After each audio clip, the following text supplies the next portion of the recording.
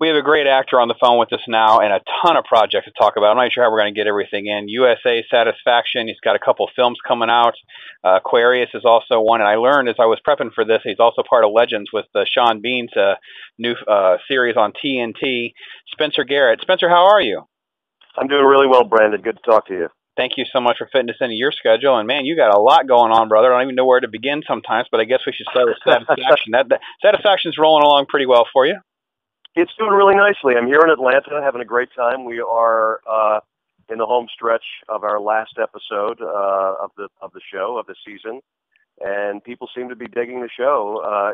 It's doing really well. It's been picking up steam since we premiered about 6 weeks ago, and really proud of it. And hopefully, we just cross our fingers, and hopefully we will get another season pickup. We'll find out. We'll probably find out in about a month or so if we're going to be coming back next spring. But it's been a real joy, and it's a lovely group of people. I was off. I did the first 5, and then I was off for a few episodes, and I'm back for this last one, and I'm kind of in every frame of the thing, which is it's a lot of fun and a lot of good hard work. So I'm enjoying it and enjoying Atlanta. For those of you who are following USA Satisfaction, he plays Victor. Spencer, what is it about the show you think that has really been appealing for the audiences? What is it that really drew you in, and what you think the fans are really connecting with? I said to Sean Jablonski the other day, the creator and the head writer of the show, I said, even if I wasn't involved with this thing, if I wasn't an actor on it, I would be a fan. It would be one of my shows that I would watch. It's kind of a guilty pleasure. I love the actors. I love the writing. It has a little bit of something for everybody. It's obviously a sexy show, and I love the way that Sean explores relationships. It's a very obviously sticky situation that this couple, that Neil and Grace, are in, and some might say a little implausible, but somehow he manages to make it work in a really wonderful way that really draws audiences in. And there's also the added bonus of Catherine Lanassa, who plays Adriana, who's sort of the madam, if you will. And she's just a scene stealer and great to watch. I love watching these actors. It's a terrific group of people, and I think it has an appeal. Its appeal sort of goes across a wide spectrum, of age groups too. It's not just for young people. I think there's a little something in it for everybody, and it's a spicy show to watch. Spicy show indeed. That's a great adjective for it. That is Satisfaction on USA, which is headed into its season 1 finale here pretty soon. So you got to get on the demand, folks. If you haven't been watching Satisfaction, get yourself caught up before that wraps up. And Spencer stays busy. He's also on Aquarius as Hal.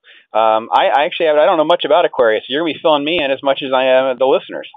Well, I don't want to say too much, and I can't say too much because we're in production on that. We're in early days, episode 3 of that. I'm doing several episodes of it. It's a wonderful sort of departure of character for David Duchovny coming off Californication. He plays a really kind of tough, sort of brutish L.A. cop in 1967 who's on the hunt for a young Charles Manson. When Charles Manson was sort of a failed singer-songwriter trying to sell his songs to the Beach Boys and kind of make a name for himself, getting in and out of trouble and in and out of prison. It tracks kind of his trajectory, and there's this sort of very dark relationship between the LA cops and this young Charles Manson, and it's used pretty closely to the truth. And I play along with the great Brian F. O'Byrne, who's a wonderful actor, and he and I play 2 LA lawyers who get involved with Manson in some shady dealings. And that's really all I really want to say about it. I think it's going to be apart from Satisfaction, I think it's going to be the other hottest show of the year, and I do say so myself. It's going to be a really, really great ride, and Duchovny is going to really surprise a lot of people. Well, that's exciting. He definitely has such a great track record of doing just that, obviously, with the projects that he's been on. And I love the time rootedness of it all. I'm a big fan of right now. I'm watching Manhattan over on TNT, and I'm loving it too. Same kind of concept. We're tying some real life stuff in with this great drama, and it just sounds very appealing. So Yeah. great news, and great news for you, Spencer, on that one. But it also, it also kind of rides on the wonderful coattails of the great success of Mad Men. It really captures that era. Obviously the costumes and that time period in L.A. in the '60s there was a lot going on, and especially in 1967, right before that incredibly violent year of upheaval in 1968, and it really captures the time period beautifully. John McNamara is an amazing writer producer on that show, so that's a terrific thing to be a part of. I'm very proud of it. Well, you also have exciting news being headed back to the big screen, first of the year, being joined Michael Mann's WB Warner Brothers. Sorry, using abbreviations. That's my footnote. Okay. Michael Mann's Cyber, which is a pretty exciting project as well. Give everybody a little heads up on what you're in that. I actually just found out that they've changed I think the name of it now is going to be called Blackhat. Blackhat. Okay. The working title, we shot it over in Asia. We shot it in Kuala Lumpur and Jakarta and Hong Kong and Shanghai, and I was over there for several months for part of that. I think it's going to be called Blackhat now, with the great Viola Davis and Chris Hemsworth, and I think it's also going to be Michael's best movie since The Insider, which is actually my favorite film of his. I was a huge Michael Mann fan before I got involved with him. Initially, my first project with him was Public Enemies with Johnny Depp, and we've had a great association since then. I did Luck with Dustin Hoffman, the horse racing series for HBO, and Blackhat is going to be a really, really amazing ride. It goes all over the globe. It's a kind of a cyber thriller. It's about cyber terrorism. Chris Hemsworth plays this kind of computer genius. And there's a couple of wonderful Asian actors.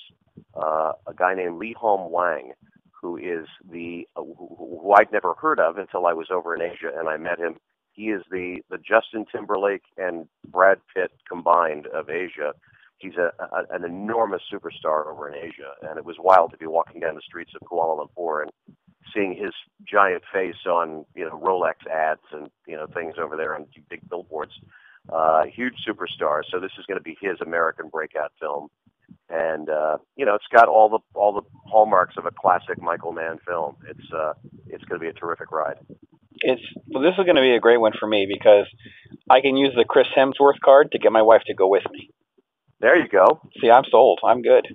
There you go. He's a terrific actor. I really, really enjoy his work. He's an amazing guy. We had a great experience together, and I was a huge Viola Davis fan, and so that was a thrill to get to work with her.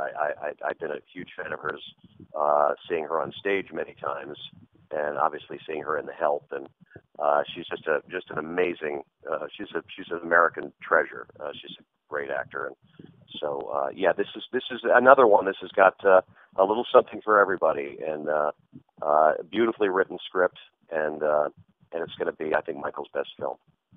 That's still slated for January 2015, I believe. It's not going to be called Blackhat, folks. Make sure you mark your calendars for that. And we can move on to yet another film. He's also going to be joining Pierce Brosnan and Owen Wilson and others. He's the recruiter on The Coup. So The Coup is a new thriller from John Eric Dowdles, right?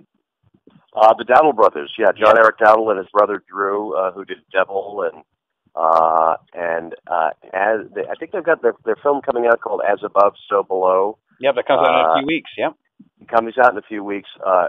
Terrific pair of young filmmakers. That was a quickie for me, but a great experience nevertheless. They called me up and asked me if I would be interested in flying from Los Angeles to Chiang Mai, Thailand, for one day to do a scene with Owen Wilson that takes place at the very beginning of the film. I think my character has a name now. I'm not sure what it is. It's not Recruiter, but it might be Bob or something. But Owen Wilson and his family are recruited by me essentially to take a job overseas in a foreign country, in an Asian country that's not really named. And so he and I are meeting in a restaurant in Dallas where the film starts out. And so the Dowdle brothers said, would you come over to Chiang Mai and do this scene with Owen?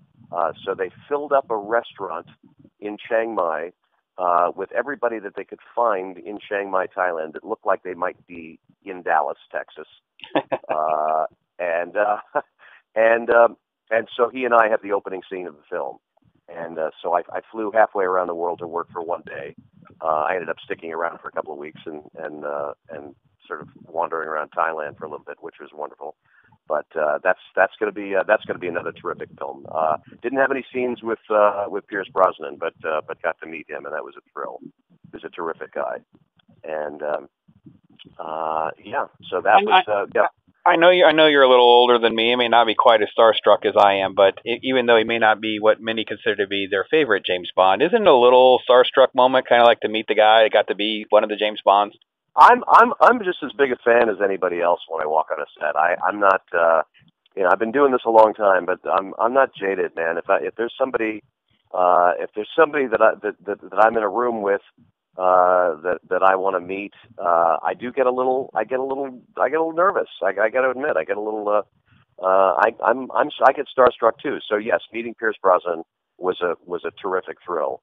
And I've gotten to meet a lot of my acting heroes over the years, and I'm not. You can't be casual when you're in the presence of greatness. So I try to act cool, but when I got to work with Robert Duvall for the first time on one of my first films, a movie called The Stars Fell on Henrietta, I was a yammering idiot because Robert Duvall, for me, acting wise, he was kind of it. And so, I've gotten to meet a couple of folks, and sometimes the words don't always come out right because you don't really know what to say. But they're obviously people just like you. But I get starstruck. It's funny. That's great stuff, and I got to fit in some time to talk about Legends, which starts, I believe, tomorrow. Because we're doing a screening tonight. We've got the email. Oh, great. We're trying to race to get to a time to fit out a screening here of this. Because it looks fantastic. I'm such a Sean Bean fan anyway, and we're in such this great age of television to see folks that are kind of, I want to say double dipping, but that's what they're doing. They're taking their talents and using it to tell amazing stories. And what has your experience been with Legends? I did the very last episode, and apparently when they come back for another season, they're bringing my character back, which will be a lot of fun. I played the head of the Senate Intelligence Committee, which I've played a lot. I should either be a senator or a sitting judge by now, after all of the guys in suits I've played. But this was an experience that I really, really enjoyed because the executive producers were friends of mine that I'd done a pilot last year, Alex Carey, who is one of the creators of Homeland, and Alex asked me if I would come in and do the very last scene of the show with Ali Larter. And I'm not going to obviously, spoiler. I'm not going to spoil it for anybody, but some very, very crazy stuff goes down at the end of the show. So I had one very, very intense scene in the Senate hearing room with Ali Larter, and I just found out that when they come back, they've got some interesting things in store for my character. Has a relationship with Ali and with Sean Bean's character. So I'm curious to see where that goes. I know about as much about it as you do. So it's fantastic. I can't wait. I'm chomping at the bit to get a little taste myself. And yeah. Spencer, before I let you go, and we could probably talk for 20 more minutes about all this stuff because your resume dates back to, I believe, 1989. To the Civil War era, yeah. Yeah, maybe. I don't know about that, but I will know. I mean, when you're on the original Dallas, and that's already been rebooted, and it's going in like halfway through its season 3. Oh no, we don't have to talk about that. You've got a whole. Is there certain things that you kind of look back on if you wrote that biography or you sat down and you kind of like did that memoir? There's a couple of little stories you could share with us over the years of some stuff that was pretty cool. Well, Dallas was. I think it was the very last season of that show, and it was one of the very first things that I had done when I first started out. I mean, I moved out from New York. I'd been doing a lot of theater in New York, and I moved to Los Angeles in, I think, 1989 or 1990. And, when you're 22 years old or whatever, and you're just starting out, and I just wanted to work. I just wanted to work. And so I just took whatever came down the pike, and I was lucky enough to get on it was one of the last couple of episodes of the series of Dallas, and I didn't even realize, but at the time that Brad Pitt was on Dallas. He had done several episodes, and he was on it at the same time as I was. He's done fairly well for himself. He worked out, and he's an up and comer. But that was a good experience. I remember. I mean, I look back at it now. If I dig out old demo reels of myself, you get the work that you do, and you put it on a reel, which is sort of your calling card as an actor. And I remember being very green and very nervous. I had done Dallas and I think Star Trek, an episode of Star Trek, around the same time. I'd never done television before, so it was all kind of on-the-job training for me. So I was kind of learning as I went along, and I had some wonderful teachers. Obviously, one of the first things I had done was Star Trek. It was probably my second or third job, and I had a great mentor in Patrick Stewart and Jonathan Frakes, who was on the show but also directed the episode, who has since become a great friend and a great champion of mine over the years. I've worked with Jonathan. He directs lots of episodic television, and I've worked with him many times. And it was great. Recently in May, I was at the White House Correspondents' Dinner, and I was standing behind Sir Patrick Stewart in line on the red carpet, and I tapped him on the shoulder, and he turned around, and he said, "Oh, my dear, Simon Tarsus, you've arrived." And that was the name of my character, and that just sent a chill up my. I was just such a thrill that not only that he remembered me, but that he remembered the name of my character. So that was a treat. I kind of felt like I'd come a long way, and I kind of felt like that I had arrived finally. Walking down the red carpet at the White House Correspondents' Dinner, next to he was a hero of mine back then when he was with the Royal Shakespeare Company, and 25 years later, to be standing behind him on the red carpet and to have him acknowledge me the way he did was a real thrill. Amazing stories, tons of great projects, folk. Obviously, you check out USA Satisfaction. That's going to be wrapping up soon, so you got work to do. Make sure you look into Aquarius. Make sure you know when that's going to air in your blocks. Make sure you don't miss any of that. Of course, some great films coming down the pike as well. Blackhat, The Coup, as well as also TNT's Legends, which starts tomorrow night. And a lot of stuff going on. And Spencer Garrett has been so gracious with his time and his stories. And hey, Brandon, can I just jump in and say I'm new to the Twitters, as my mom calls it. Oh, so the Twitter. Okay. Me, yeah. I'm at one Spencer Garrett, and I'd love to take any questions or happy to respond to anybody there on Twitter. And is that a number or is it spelled out one? It's number one. Number one Spencer Garrett at number one Spencer Garrett on Twitter. And you can definitely send him over a message, reply to his different tweets, and maybe you get to ask some of the questions that we can't even get to. There's so many films that he's been in, even smaller roles, Iron Man 3 and the Transformers franchise and stuff like that. It's just such memories working on these kind of things. Just good stuff, and we appreciate the minutes you've been able to give us. So thank you again, Spencer. Thank you, Brandon. Thanks very much, guys.